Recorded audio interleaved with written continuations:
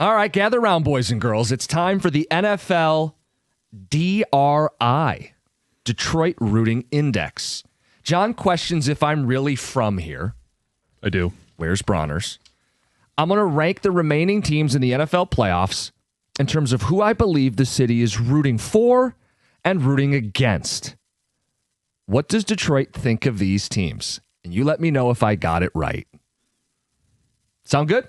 That sounds like a plan to me. All right. Tier 1, the lovable first-timers. This is the group we are rooting for. I got the Texans and the Bills. The Bills being the number one team that we will root for. A team that has suffered much misery. There's a little bit of a kinship. They're not a Midwest team, but they kind of have Midwest values. So I put Buffalo as the number one team, followed by the Houston Texans, who, hey, they've never won a Super Bowl. I got nothing against those guys. If it's not us, might as well be somebody else getting to taste the Super Bowl for the first time. I think you flip these two. Yeah, both of them are harmless because they're in the AFC. And the Texans, okay, they've come back from the depths of despair where the Lions were and kind of hoping that we eventually will get there. But I think the Lions would love to see the Texans be that team. I don't say love, but the maybe best of the bunch. The rooting interest, and for one reason. What was the conversation all of last offseason? What has the conversation been starting this year?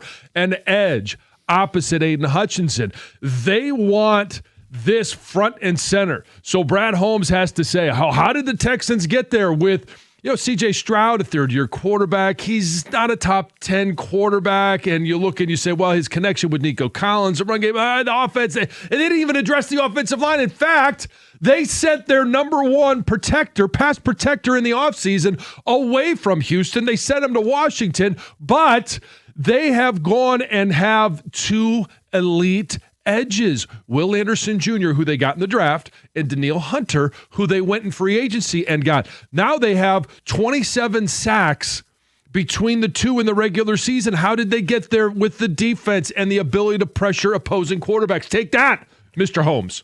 How'd they get there? They made a bold trade when they traded up to get Will Anderson. Right. Remember, people forget about that. They gave up the 12th, the 33rd in that draft, and then their first rounder the next year.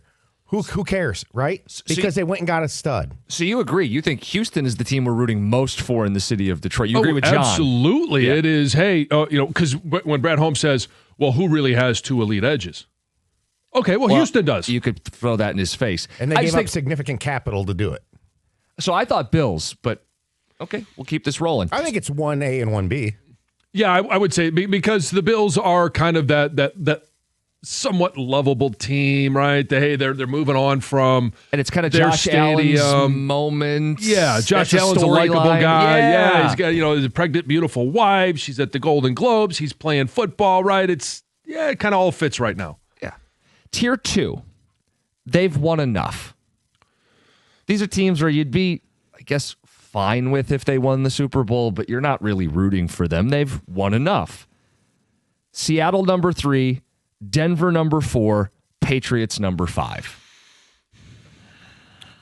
I think they're and I put the Seahawks number 1 of that group just because if there are Michigan fans that want to claim McDonald. Yeah, McDonald. Yeah. And if Sam Darnold wins a Super Bowl, then you would look and say, well, Jared Goff can certainly win a Super Bowl if Sam Darnold can. Yeah. I would probably put the Patriots above the Broncos, and I know it's there's a Patriot fatigue, and the idea that there was, but I think Drake May is a likable guy. Yeah, but they haven't suffered enough. They have to be down a little longer. They can't instantly vault up and have another elite Super Bowl winning quarterback. Right, but it's Sean Payton with the Broncos. Yeah, that's and a Dan Campbell disciple. So yeah, but Sean Payton is not a likable guy. Dan Campbell, sorry, the other way around. Dan's a Sean disciple. A likable guy. Sean Payton is a guy that you just kind of look at and love to hate. Tier number 3 for me. Do we really want Rico to be happy? It's a one-team tier. It's the San Francisco 49ers. Look, the guy's a Detroiter. I'm not taking that away from him. But when he abandoned his local team to root for Montana and Steve Young, do we really want Rico to be happy? Do we want the Niners, who've won enough as it is, to win the Super Bowl? No, they're the number 6 team in Tier 3 all by themselves. I would actually move the Niners down simply because a couple of years ago, who knocked out the Lions in the NFC Championship game? It was the Niners. It is the fact that they're able to win even though they have injuries, and there's just something annoying about the Niners. Now, in my house, my wife is a huge Niners fan, so that would be moved up, and I do want to see her happy, but me personally, I'm going to move them down. John, move them down. There's not a lot of down left. Only 2 teams left. No, there's left. only 2 teams left. And they're a clear tier to me, but go ahead. And by the way, I think I would swap Niners and Patriots. Patriots lower. Because, this is the Brett Favre, Aaron Rodgers thing. Do they really get to hit on another quarterback so soon? Right, yeah. Or the Manning 1 year bad Andrew Luck. Right. I would move the Niners up. I mean, first off, there are a lot of 49er fans in the area, and it all ties back to the Super Bowl 16 when they won their first Super Bowl here, but they haven't won a Super Bowl in 32 years. All right. Tier 4, personal agenda. Number 7, Rams and Matthew Stafford. And number 8, dead last, the team we are most rooting against, Ben Johnson's Chicago Bears. Now, some of you may think that Stafford and the Rams should be much higher on this list. We saw him have his moment. Don't need him to rub it in more at this point. He got his Super Bowl. It's a clear dead last, though, that we don't want to see the Chicago Bears hosting NFC titles, going to the Super Bowl, winning the Lombardi Trophy, and we don't want Ben Johnson standing on that stage rubbing it in our face. So I would shuffle this. I already mentioned moving the Niners down. I would have put the Bears and Ben Johnson at 6. I'd put the Niners at 7 and the Rams and Matthew Stafford last. And this has nothing to do with Matthew Stafford to me. I really don't care. The city of Detroit doesn't hate McVay the way you do. I do think that there's a lot of people that have a disdain for McVay. And, I mean, I know as soon as 10 o'clock comes around, Gator's got a huge disdain for Sean McVay. He's got your back. Yeah, and so I just don't know that there's a lot of people that care at this point about the whole Matthew Stafford issue. I've lost my hatred for McVay. I've come he's a savage. He's one of the best coaches in this league. You know what? You got to respect him. Yeah, the respect has trumped the punchable face aspect of this, and you just can't ignore what the guy's done. I do wonder, Jim, are these specifically in order? The seventh is... Seventh is Stafford, and dead last, the team we're rooting for least, the team we want to lose most, is Chicago Bears and Ben Johnson. Yeah, I want the Bears. If the Bears win the Super Bowl, do you really want to live in that world? No, don't want to live in that world, but that's why you have the Bills and the Texans and all them at the top. But in terms of Ben Johnson, now here's the thing about Ben Johnson. I hate it that he's in division. I hate it that they won the division 1 year after having left the Lions, and maybe next year it's completely different.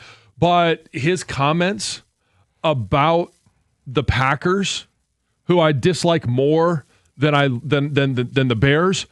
Hey, I'm good with rivalries. I love the fact that he's buying into, hey, it's okay that I don't like Matt LaFleur and the Packers. Yeah. It's okay that it's a rivalry. Yeah, and it's okay that it's a rivalry with us and them too then. I get that. It's just, Bears. for me, it's more Packers. And think about this too. 2 other points. The people who are listening to us on the west side of the state are inundated with these Bears fans. Yeah. So if we're if you're talking about inundated with Bears fans, you go north and you're inundated with Packers fans, the cheeseheads. Yeah, but the you Packers, can't get away from them. You could argue the Packers would be dead last, but they're not in the playoffs anymore, which is just so nice. The other point I wanted to make is, you know what the Bears did the last time they won the Super Bowl? They turned the Ditka thing into a caricature. Do you really want Ben Johnson to be Ditka'd, where it's everywhere in pop culture? And guys, I think you forget, we work in the storyline business. I don't think there's somebody on the Lions coaching staff that's gone on to be a head coach other than Ben Johnson since I've been alive. And the very first one wins a Super Bowl in the very first year. That echoes a certain acronym that I really don't want to get into. Yeah, but I don't see that as being a giant risk. All right, did I get it right? 248-539-9797. Who is the city rooting for? I put Buffalo 1. Who is the city rooting against? I put Chicago number 8. It's 97-1.